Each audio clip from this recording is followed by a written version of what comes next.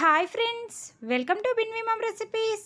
ఈరోజు మన ఛానల్లో డిఫరెంట్గా కొబ్బరి పాలతో చేపల పులుసు ఎలా చేయాలో చూద్దామండి.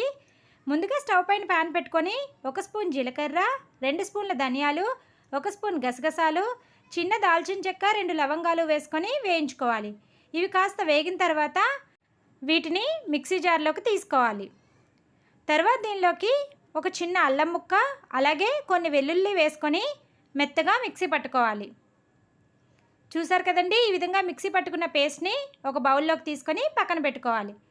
ఇప్పుడు కొబ్బరి పాల కోసం ఫ్రెష్గా అప్పుడే తీసుకున్న ఒక 2 కొబ్బరి ముక్కల్ని చిన్న చిన్న ముక్కలుగా కట్ చేసుకొని మిక్సీ జార్లోకి యాడ్ చేసుకొని పేస్ట్ లాగా రెడీ చేసుకోవాలి. ఇప్పుడు ఈ పేస్ట్ని ఒక కాటన్ క్లాత్లోకి వేసుకొని కొబ్బరి పాలను కలెక్ట్ చేసుకోవాలి.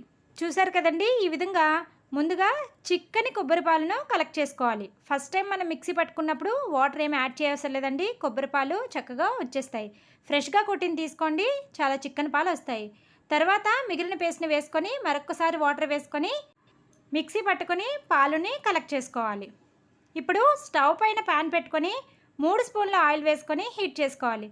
తర్వాత కొద్దిగా కరివేపాకు వేసుకొని వేయించుకోవాలి. ఇప్పుడు చిన్న ముక్కలుగా కట్ చేసుకున్న ఉల్లిపాయ ముక్కలు, ఒక 3 పచ్చిమిర్చి వేసుకొని వేయించుకోవాలి. ఆనియన్స్ ఈ విధంగా వేగిన తర్వాత దీనిలోకి మనం ముందుగా మిక్సీ పట్టుకున్న అల్లం వెల్లుల్లి పేస్ట్ని యాడ్ చేసుకోవాలి. అలాగే 1 స్పూన్ పసుపు, 2 స్పూన్ల కారం కూడా వేసుకొని ఒక్కసారి మిక్స్ చేసుకోవాలి. ఈ స్పైసెస్ మనం ఆల్రెడీ వేయించినాం కాబట్టి కాసేపు వేగితే సరిపోతుంది. అలాగే దీనిలోకి కొద్దిగా ఉప్పు కూడా వేసుకొని బాగా కలుపుకోవాలి. ఇప్పుడు దీనిలోకి వాష్ చేసి పెట్టుకున్న చేప ముక్కల్ని యాడ్ చేసుకోవాలి. నేనైతే 1 కేజీ చేపల్ని తీసుకున్నానండి.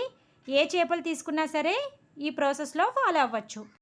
ఇప్పుడు దీనిపైన మూత పెట్టుకొని ఒక 2 నిమిషాలు మగ్గించుకోవాలి. తర్వాత 1 కప్పు చింతపండు రసాన్ని యాడ్ చేసుకోవాలి. అలాగే 1 కప్పు కొబ్బరి పాలను కూడా యాడ్ చేసుకోవాలి. ఈ విధంగా కొబ్బరి పాలు కూడా వేసుకున్న తర్వాత గరిటతో ఒక్కసారి కలుపుకోవాలి.